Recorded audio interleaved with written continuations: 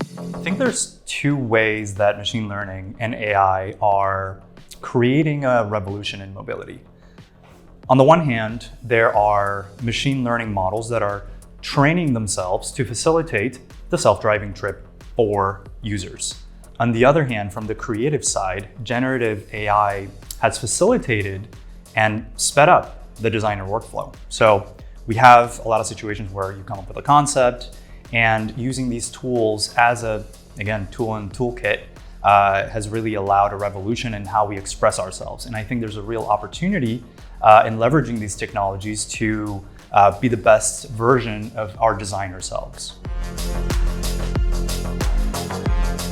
In the AI context, there is a curation that is required in the user experience in how much the AI takes the helm in terms of that particular experience and how much you elicit the user input in that particular experience. And finding that balance, that intricate dance of how much of the user to put front and center and how much we let machine learning take place and AI at large, that can really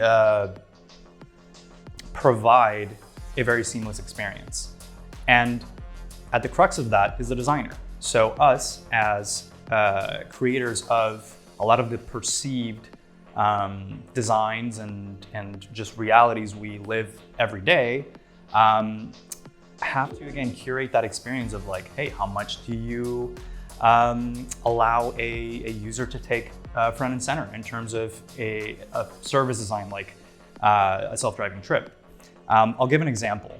How do you automate the ingress and egress experience into a self-driving trip, or do you allow the user to manually enter and exit?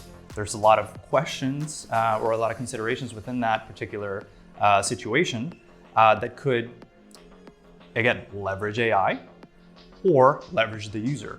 And it really comes down to cost implications, usability,